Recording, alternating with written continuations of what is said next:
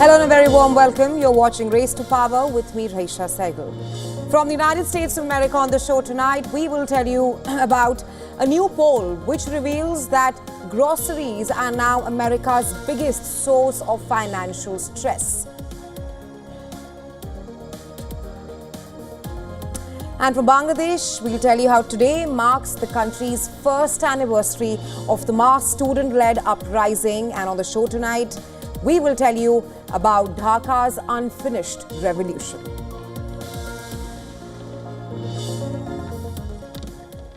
Well, America is heading towards a midterm election slated to be held in 2026.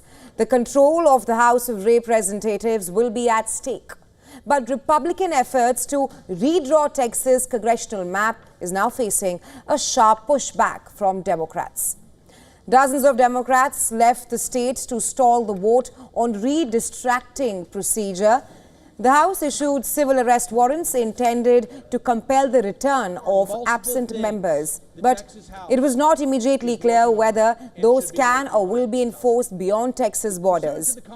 House Speaker Dustin Burrows urged Democrats to show up to do their jobs. The members of the legislature. I have signed the civil arrest warrants. We will work with DPS to locate members.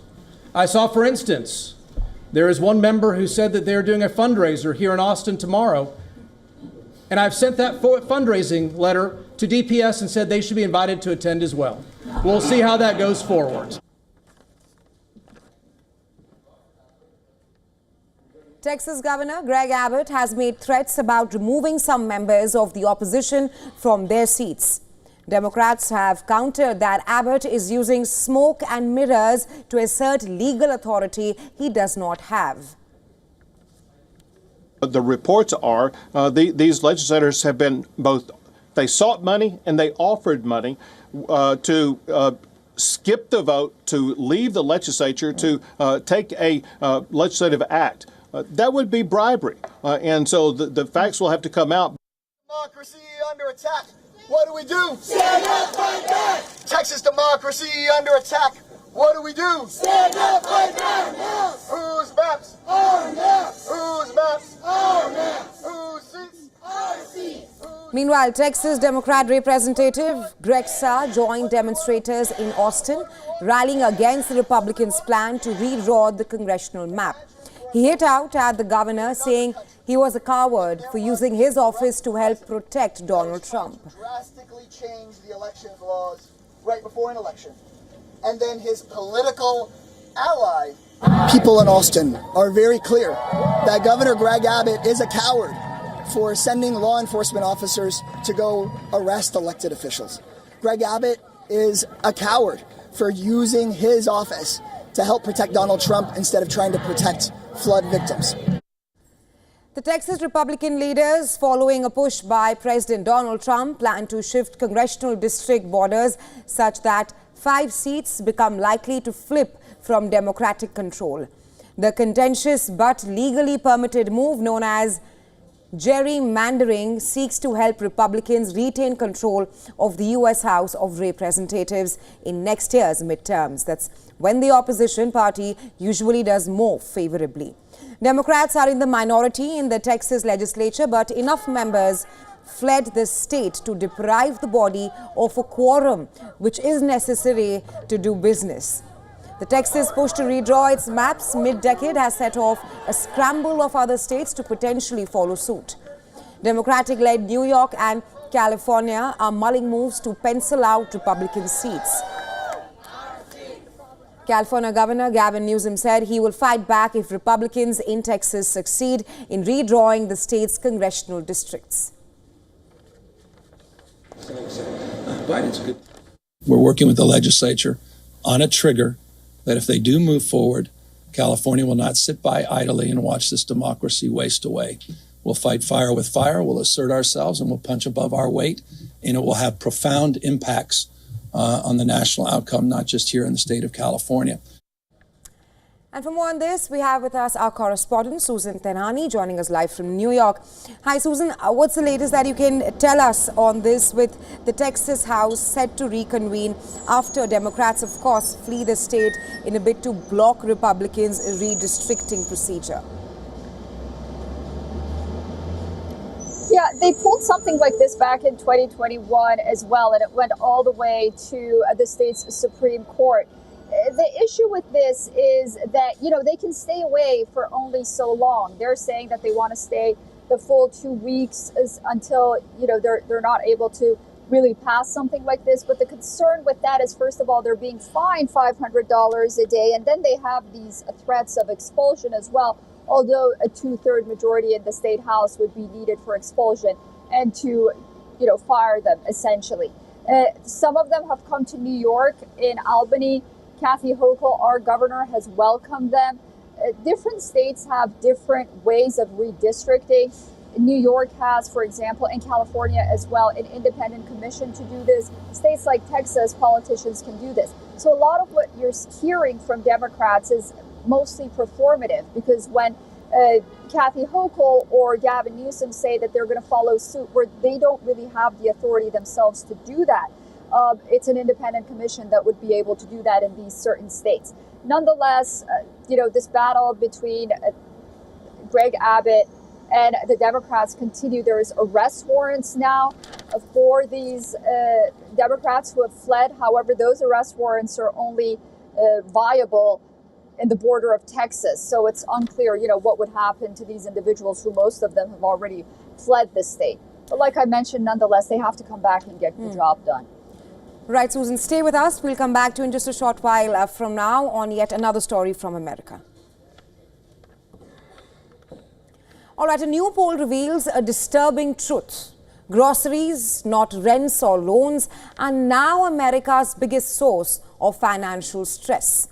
Donald Trump's proposed tariffs could make that even worse, while job data sends mixed signals. The question is the U.S. staring at an economic crisis wrapped in inflation and political chaos? Our next report telling you more.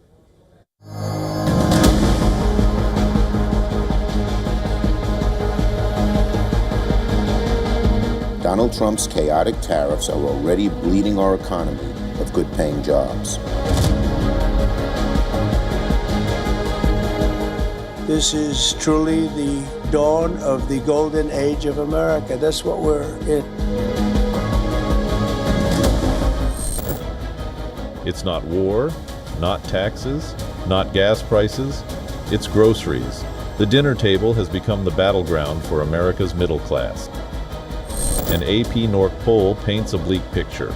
More than half of Americans say they're stressed about affording food, not credit card debt, not student loans, not child care, just milk, eggs, meat, and vegetables. The essentials have become luxuries. The poll found that 53% of Americans say the cost of groceries is a major source of stress, and 47% said this about the cost of housing. One thing that really stands out in the data is that only 14% of Americans say the cost of groceries is not a source of stress for them right now. So even if it's not a major source of stress for everyone, this is something that's being felt by Americans across many different subgroups. The latest jobs report landed like a punch in the gut. Despite the White House's insistence, the labor market is slowing much faster than the president claims. Hiring is down, and after months of relentless inflation, families are feeling squeezed like never before. Price is killing me. Instead of saving money in my bank account, I'm using it in groceries. I got a lot of stress at home, and now when I come to the grocery store, it just raised the level of stress up, and it's mentally messing with me, because my attitude when I go home, anybody say anything out the way after I come from the grocery store or the Family Dollar, wherever, I click. The prices seems to go up every week, every month. But every time I come, I see the difference in the price, especially fruits. economists are beginning to detect early warning signs in world's biggest economy. Second quarter GDP increases at 3.0% rate, but it masks the underlying slowing trend.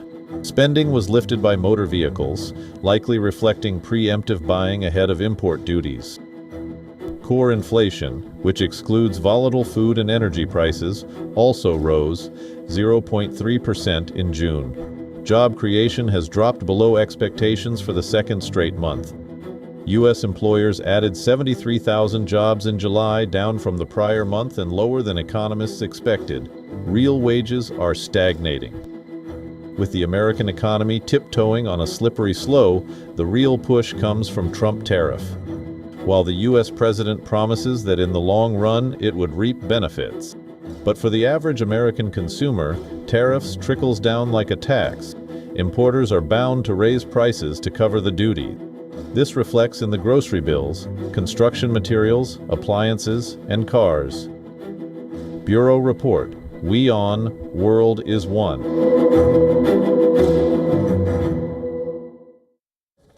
Right, and our correspondent Susan is here with us. Susan, thanks for waiting. Talk to us about the situation there in America with reports polls suggesting that groceries are one of the biggest financial concerns amongst the Americans there. Yeah, really a cause for concern. There was a report on NBC which also conducted this poll that 90% of Americans really see grocery prices as one of their main concerns when it comes to financial issues. And, you know, this used to be housing, it used to be healthcare to a certain extent, but now it's just basic needs. And this goes along party lines. It's a bipartisan issue, and also age as well. Now, the issue of tariffs is one thing, that's a prediction, but in the last 5 years or so, prices haven't been able to come down. One of the reasons, several reasons for that is not only production costs are high, fuel costs are high, but also labor costs as well. And these have all attributed to raising prices as opposed to even keeping them steady or bringing them down. And because it was one of President Trump's hallmark promises, this gains more prominence now with the tariff talk than ever before. Right, Susan, thanks for joining us in Race to Power and getting us insights from New York. Well, in a dramatic escalation of long-standing Russian interference case, U.S. Attorney General Pam Bondi has ordered a jury investigation. The jury will probe alleged misconduct by Obama-era officials during the 2016 Russia election probe.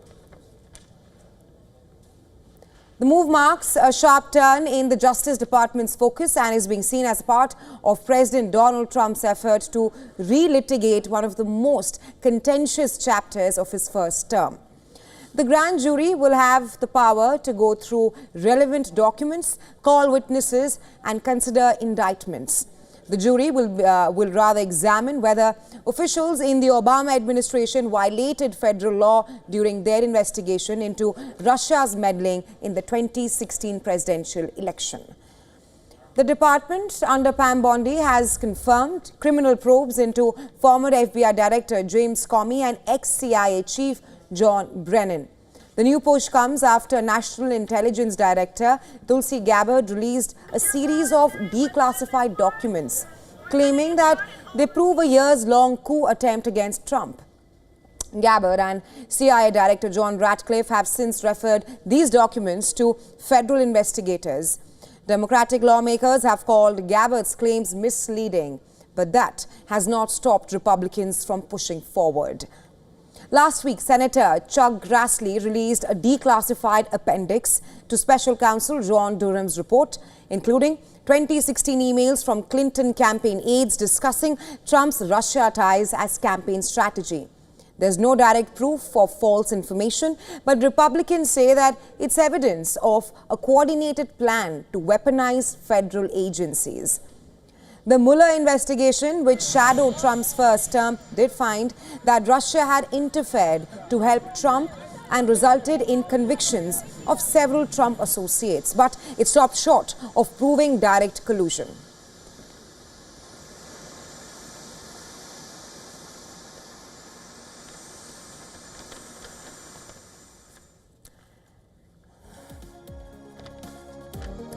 And while shifting our focus to Bangladesh, a year after the ouster of Sheikh Hasina, Bangladesh still awaits a democratically elected government. In the meantime, interim government leader Mohammad Yunus is holding on to the duties of governance in Dhaka. Marking the first anniversary of the mass student-led uprising, thousands of Bangladeshis carried out a massive rally in the capital city of Dhaka. Roads were covered with Bangladeshi flags. Demonstrators marched down the street with hand in hand. The show of unity and demand for a better country echoed on the ground.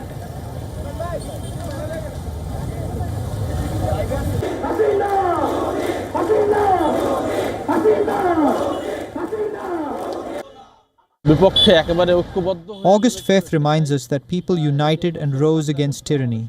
People want to ensure that such authoritarian attitudes and tendencies are never seen again, neither in those currently in power nor in those who may come to power in the future. The sentiments at the top also remain the same. In his address to the nation, country's interim leader Mohammad Yunus vowed to stand against oppression and promised an accountable democratic state.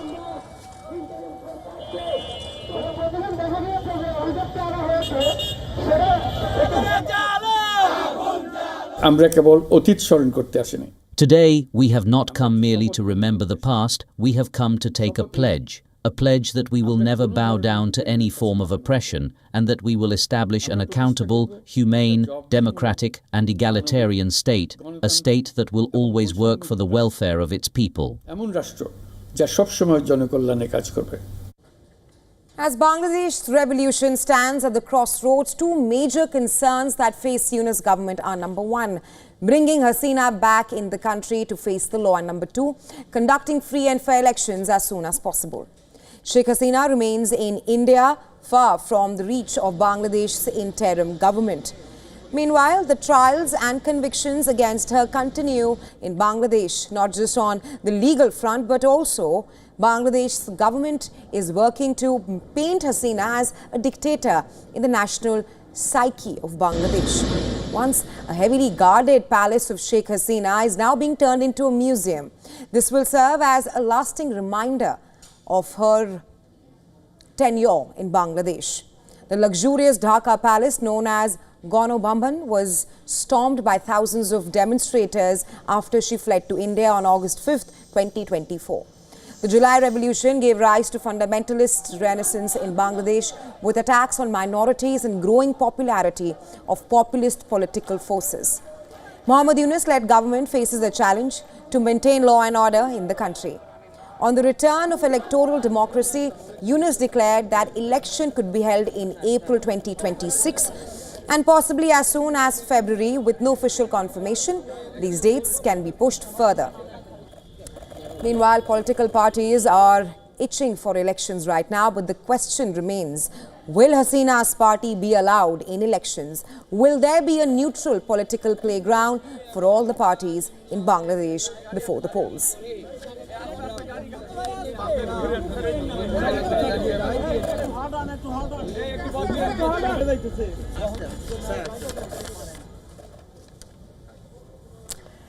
Indian Prime Minister Narendra Modi chaired a meeting of NDA Alliance. The ruling alliance's meeting comes at a time when India heads into a high-stakes political season, including the crucial Bihar elections. Addressing the NDA parliamentary party, Prime Minister Narendra Modi struck a note of unity, stability and strength.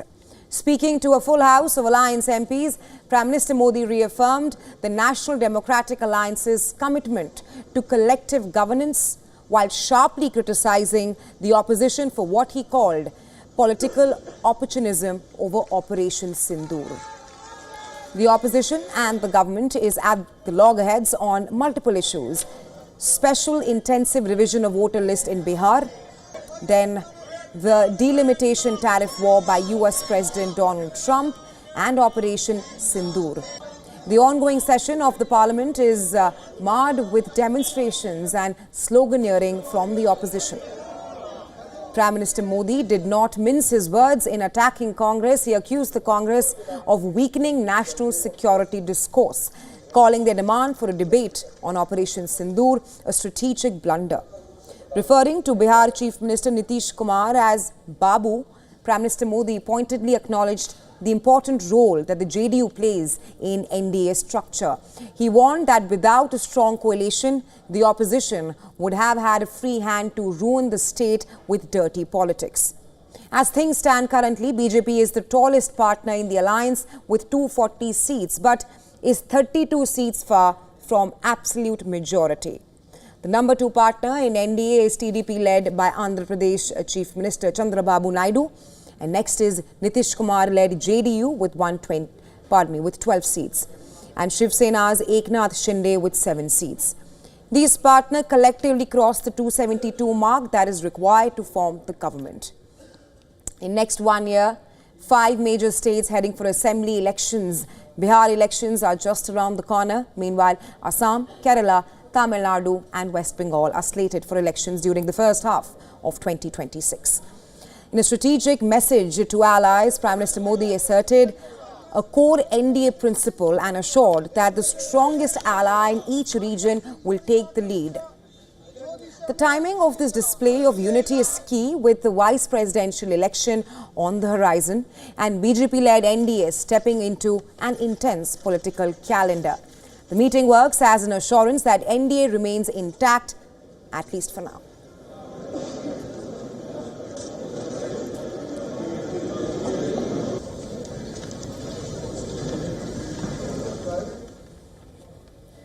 And well, shifting our focus to Pakistan, the country's Tehreek-e-Insaf party is now holding nationwide demonstrations today.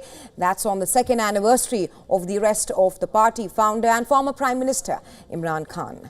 In Peshawar, members of PTI Youth Wing kick-started a rally from the Mohammed district on the cars and motorbikes. They were seen sloganeering and carrying party flags.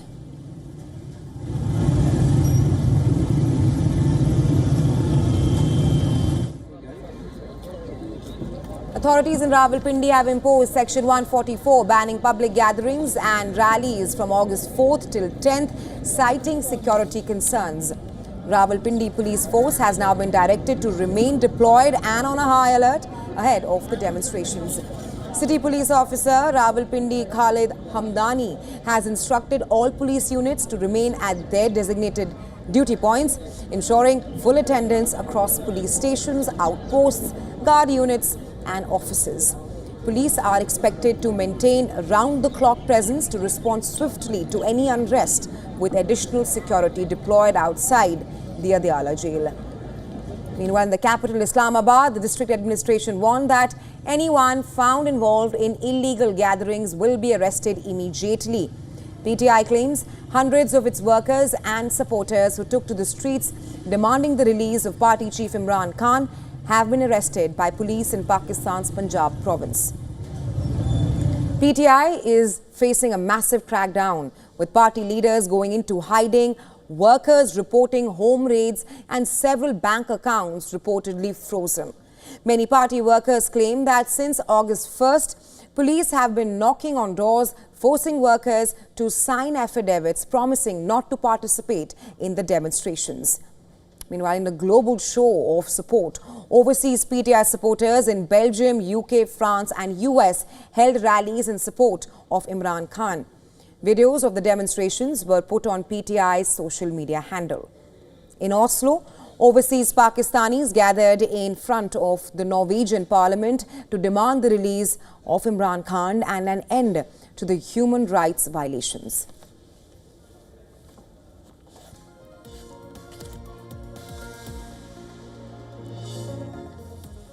And well, lawmakers in Nepal's House of Representatives are demanding answers from the government, and this following reports of a draft law that could legalize polygamy. Concerns have been raised specifically by women parliamentarians. During a special hour of the House, lawmakers expressed serious concern over polygamy bill, demanding a clear official response. They emphasized that polygamy is currently illegal and warned that legalizing it would be unacceptable. The issue was linked to existing violence against women, with speakers stressing that any legislative move on such a sensitive topic must be handled with great responsibility. Women's rights groups call the proposal regressive. Minister for Law, Justice and Parliamentary Affairs Ajay Kumar Chaurasia has clarified that the government is not introducing any law aimed at promoting polygamy. What exactly are the controversial marriage laws making rounds in the media in Nepal? Well, the government has initiated a process to revise existing laws to lower the minimum marriage age from 20 to 18 years, which is something that has also been recommended by the United Nations Committee on the Elimination of Discrimination Against Women. Plus, the cabinet is drafting a bill to legalize polygamy by compelling a married man to marry for a second time if he is found having an affair resulting in the birth of an illegitimate child.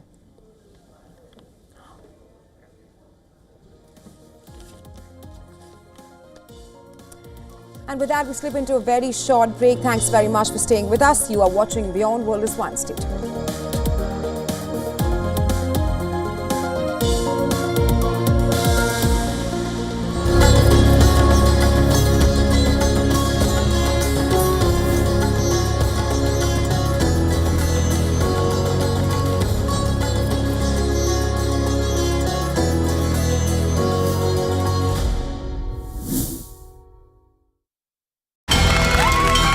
From the bustling trading floors of Wall Street to the vibrant exchanges of Asian stock markets, WION breaks it down for you to make sense of what's happening.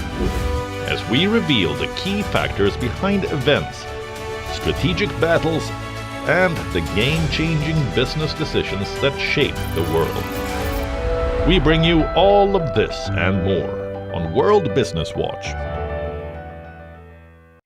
The stress of our world can take a toll on our physical and emotional health. Here, in New York's Catskill Mountains, lies a luxurious place of healing called WION Wellness Center. The WION Wellness Center provides 500,000 square feet of natural methods to manage diabetes, hypertension, chronic pain, obesity, depression, anxiety, and other conditions. We use the traditions of centuries-old natural science from India, yoga, Ayurveda, acupuncture, and naturopathy in personalized programs that help you take charge of your own health. A minimum 5-day stay is recommended for best results. Book now at yowon.com. The Earth is sending distress signals. Wildfires, droughts, and melting glaciers. Can we reverse the damage? Explore the harrowing effects of climate change. It's a wake-up call. Global emergency. Climate Tracker on WION World is One.